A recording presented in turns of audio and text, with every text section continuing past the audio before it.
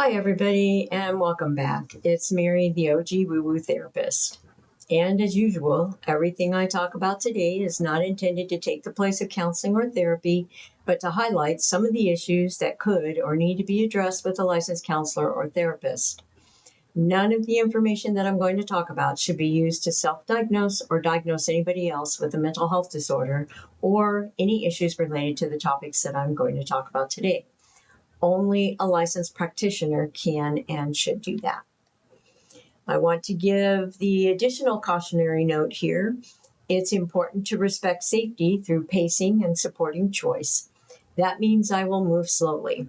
I'll explain concepts in a grounding way, and you're always invited to pause, skip ahead, or come back later. I encourage you to take the information in chunks. Today, we're talking about something that many therapists, counseling students, and clients feel unsure about at first: spirituality in psychotherapy. And this can be a touchy subject because spirituality is not necessarily religion, but it is about meaning, purpose, identity, and how the clients connect to the world around them and make sense of suffering. Spirituality refers to a personal, internal experience of connection to something larger than oneself. Many times that can be God, it can be the universe, it can be the force of love. The core features are that it is individual and subjective, focuses on meaning, purpose, and values, and may or may not involve belief in God. It is flexible and self-defined, and often experiential rather than institutional.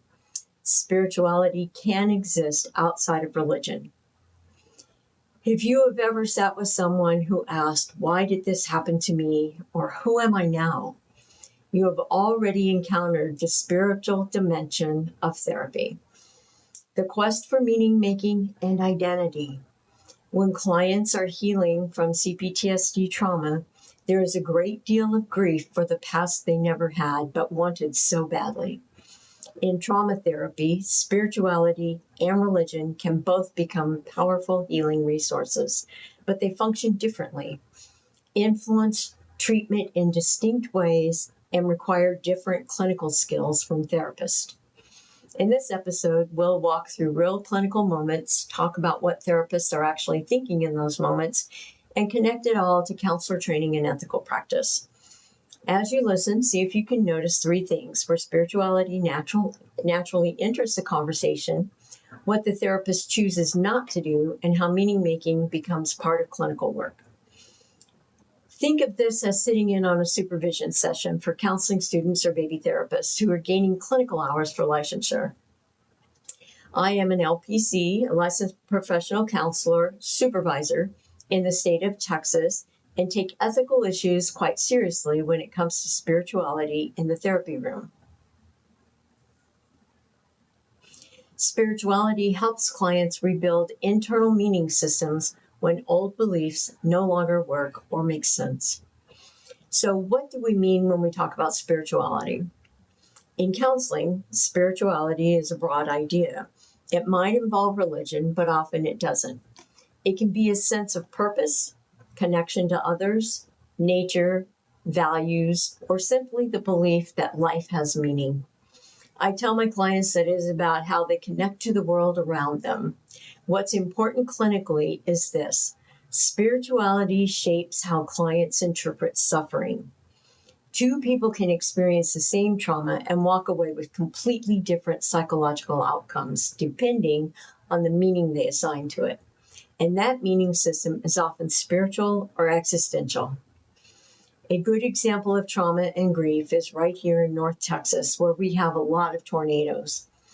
When the crisis of a situation that is out of control is over, we see many times that there are folks who can acknowledge what happened, find the gratitude or the meaning that is in their situation or experience, and rebuild their lives. They grieve their losses and comfort others around them and find some peace for themselves. There are others, though, that stay stuck in the moment of horror that a tornado bearing down on their home strikes in their hearts. Or theirs is the only house that didn't get hit, and now they are in existential crisis with survivor's guilt. They are filled with tremendous grief and the trauma of what happened. Finding meaning and identity after losing it all is challenging, to say the least. But somehow the ones who move on do.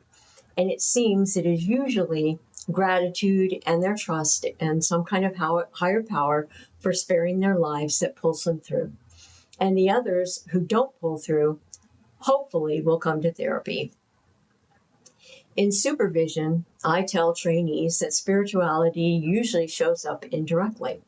Clients don't say, "I want to discuss spirituality today," although some do. They say things like, "Nothing makes sense anymore." And that is our cue often. Those moments are not just emotional distress, they're disruptions in meaning and identity. And therapy becomes a place where meaning gets rebuilt and they figure out who they are now. Let's look at a single trauma episode. An example.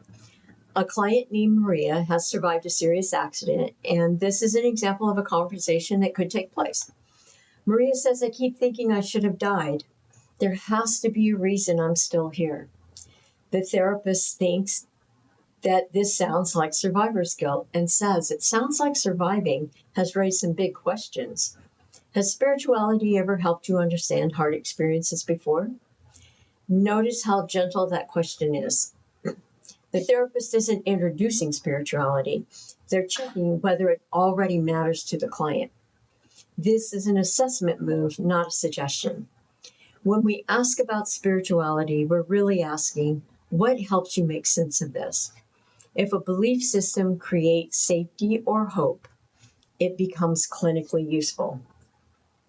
Maria eventually says she feels she survived for a reason.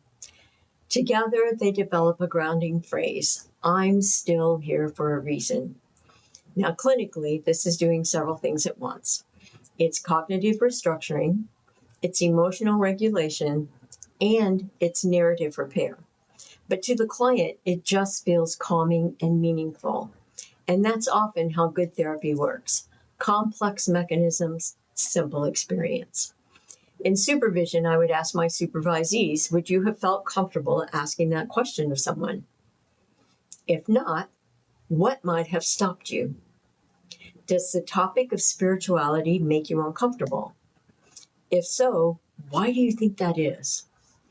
It is important for therapists to understand their own belief systems and ensure that they do not bring bias into the therapy room. Many times when I introduce the idea of spirituality into sessions, I do it in the first or second session when I'm still talking about my therapeutic intervention skills and abilities. I tell my clients that I believe that one of the most important things that can happen in therapy is the magic of meaning making, and sometimes spiritual practices can help with that. Then tell them a list of things that can be spiritual practices, like journaling, putting their feet in the dirt, gardening, hiking, sitting on the dock at the lake, and other things that a lot of people forget can have spiritual significance to someone. And my clients have the permission and opportunity to reject spiritual practices altogether. They decide what they want to do. But it certainly can't hurt to experiment with putting your feet in the dirt or grass and letting the earth connect with you. Well, let's just see how that works. Now let's shift to grief. Modern grief therapy doesn't focus on letting go of the deceased. Instead, we talk about continuing bonds. Here's another moment. The client says, "I still talk to my wife sometimes. I worry that means a lot that I'm not healing." The therapist responds, "When you talk to her, what happens emotionally?" That question matters a lot. The therapist is evaluating the function of talking to his dead wife, not the behavior. The client responds, "It comforts me." The therapist then says, "Does that connect with any spiritual beliefs that you hold?" Then the discussion can move towards their practice of talking to the dead wife as a tool for healing. Because then the question can be asked whether the wife would say what the wife would say if he asked her this or that. Grieving clients often fear they're doing grief wrong. Our role is to determine whether a behavior supports adaptation to the loss and new identity. Comfort and connection usually signal healthy processing. A suggestion could be made to write letters to the deceased, and this can become a ritual. I often suggest that they write on mylar balloons and release them. Rituals are powerful clinically because they slow emotion down. They give grief somewhere to go and allow for emotional processing. Consider how this could be adapted if the client has no religious beliefs or affiliations. What would stay the same clinically? The answer is everything, because there are so many non-religious rituals that the client can establish that will bring them comfort. Because the real answer is that the mechanism is meaning, not religion. There are times, however, when spirituality can increase distress and become part of the struggle.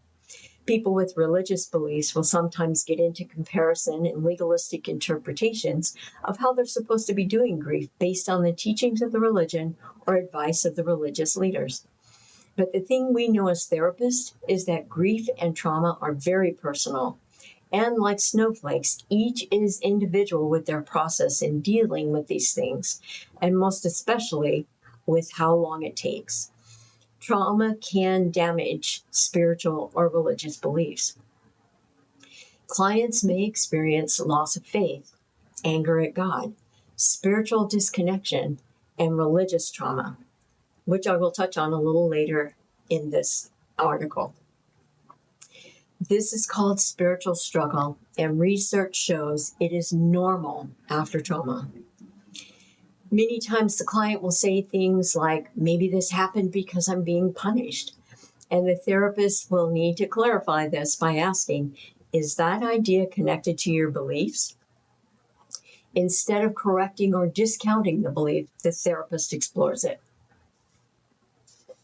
We don't debate beliefs because we are then moving towards conversion. And I think this is where a lot of clients become leery of therapists with religious beliefs.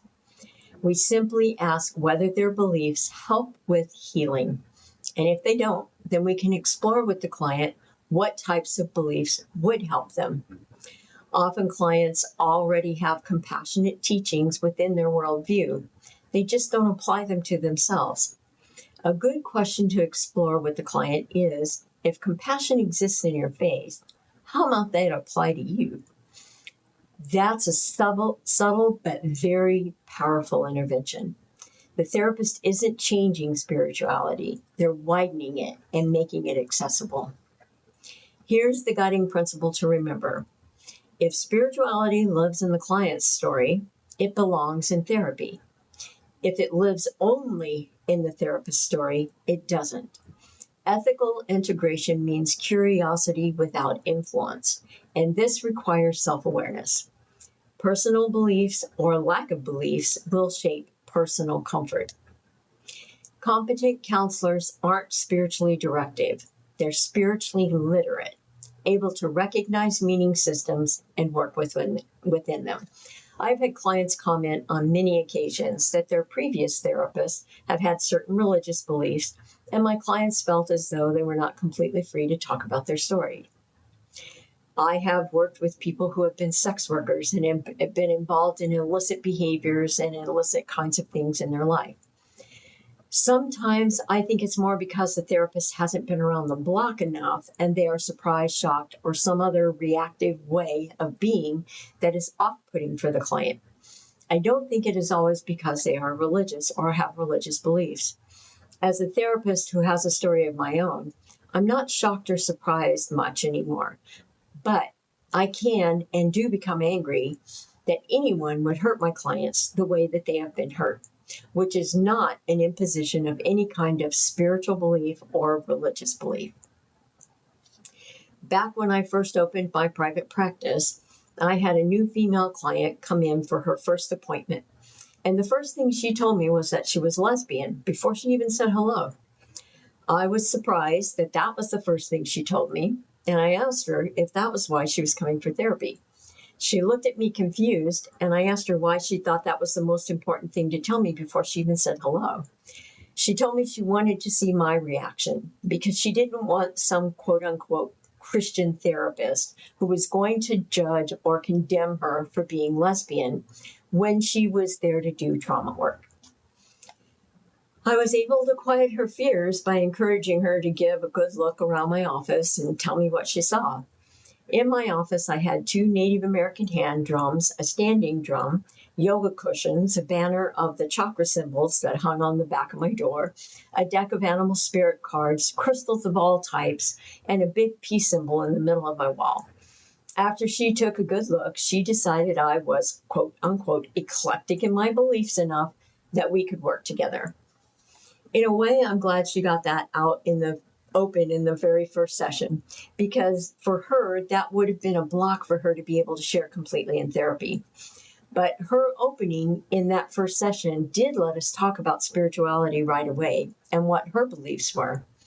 Turns out she attended a non-denominational church in town that welcomed the LGBTQIA community. She identified as Christian, and she believed in a higher power. So spiritual practices did become a part of her therapy, but they were her spiritual practices, not mine. She wasn't interested in using any of the spiritual things I had in my office because she thought they were not in alignment with her beliefs. And that was perfectly fine because, as she said, I'm not here for spiritual counseling.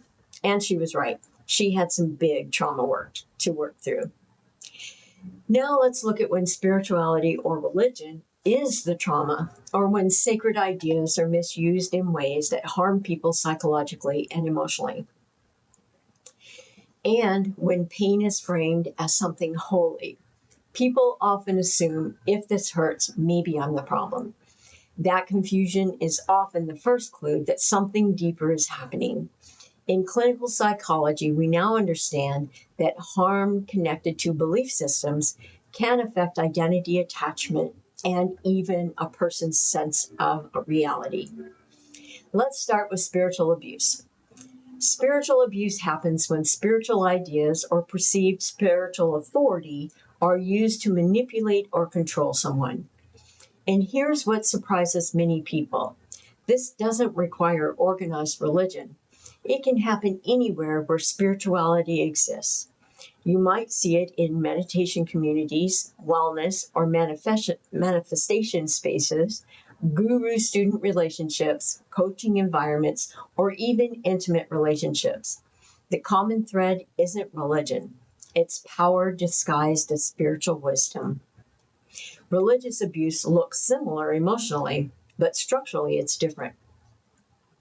Religious abuse occurs within organized religious systems where doctrine, hierarchy, or sacred text are used to control or shame.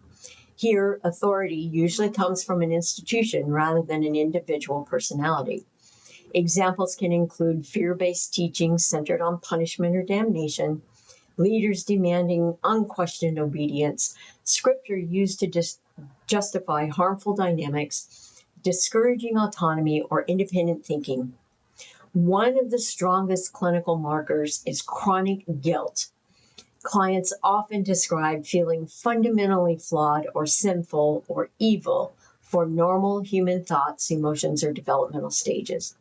The nervous system learns to associate with religion and with fear instead of safety. And that fear can follow people long after they leave the environment. Some individuals describe panic responses triggered by religious imagery, prayer language, or moral decision-making even years later. When harm is spiritualized, people don't just lose trust in others, they lose trust in their own perception. And that is a profound psychological injury. Therapists sometimes call this sacred betrayal, when something meant to provide safety becomes the source of harm. Sometimes healing spiritual or religious abuse has to happen before trauma and grief work can be done. Many people assume healing means abandoning spirituality or religion entirely, but clinically, that's not always true. Healing is less about what someone believes and more about restoring choice. Some people rebuild faith differently. Some develop personal spirituality. Some move towards secular meaning-making. All are valid paths because the opposite of spiritual abuse isn't disbelief, it's freedom. Now, let's look at the hypothetical case of poor Maria. Another time she's been traumatized. She's a 42-year-old teacher who lost her younger brother in a sudden accident 8 months ago. Since his death, she reports insomnia, guilt, emotional numbness, and recurring thoughts that life feels empty. She was raised religious, but stopped attending church years ago. She tells her therapist she feels lost spiritually and emotionally. So now let's visit a conversation that might take place between the therapist and Maria. The therapist says, "You've said a few times that things feel meaningless lately. Can you tell me more about that?" Maria responds, "Before, I believed everything happened for a reason. Now I just feel like the world is random and cruel. I don't know what I believe anymore." The therapist, "It sounds like your grief didn't just take your brother. It shook the way you understand life itself." Maria very quietly responds, "Yes, exactly."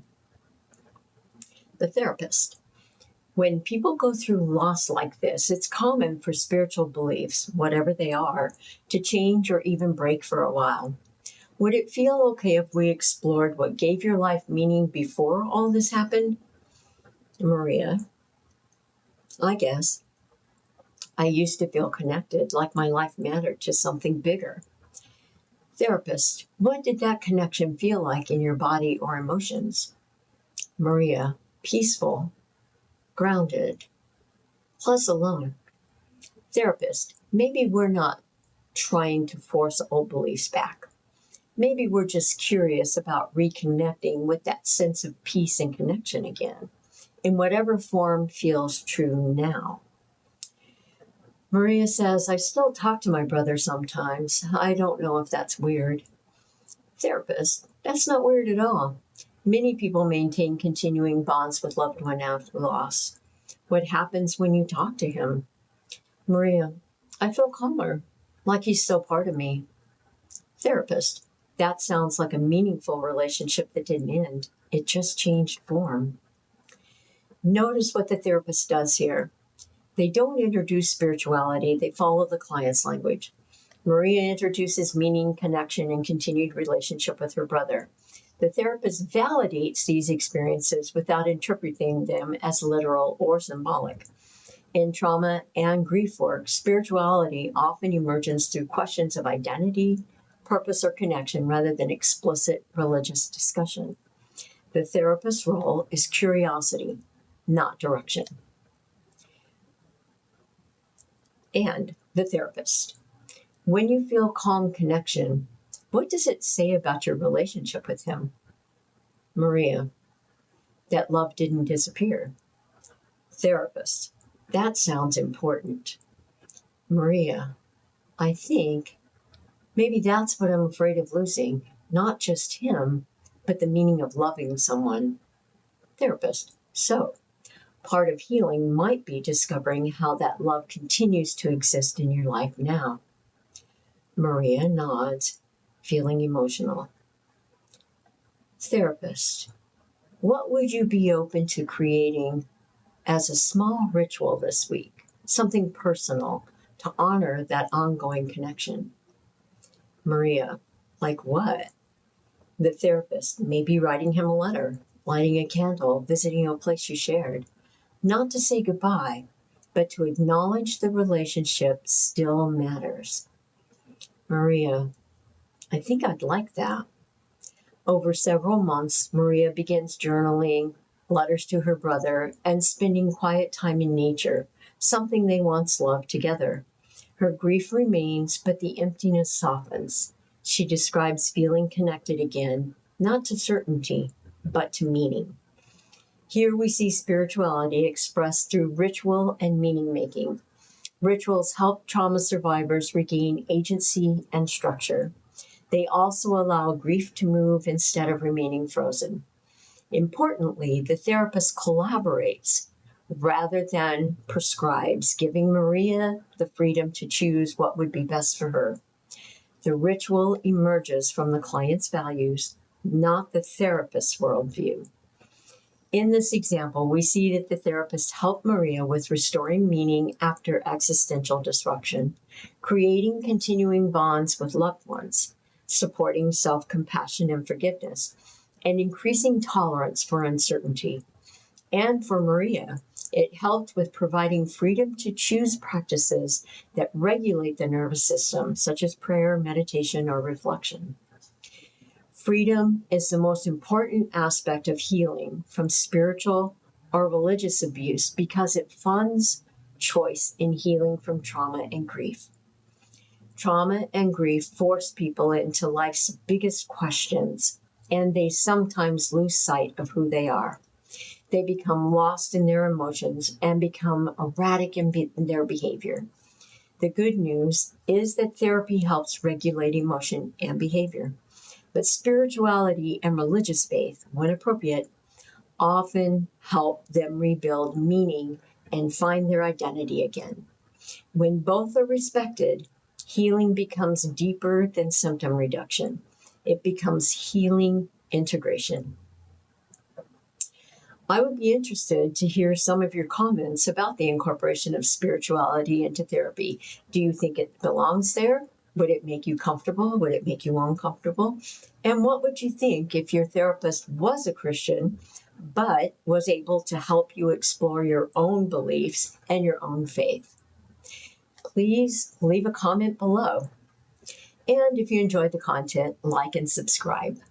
Thanks for spending this time with me today, and I want to encourage us all to keep listening closely because people often tell us what they need long before it's recognized by a clinical therapist. We can all be sources of hope for each other if we are listening for what someone needs when they speak instead of thinking about what we're going to say next. So with that, take care, and I'll see you next episode when I return with another client-suggested topic.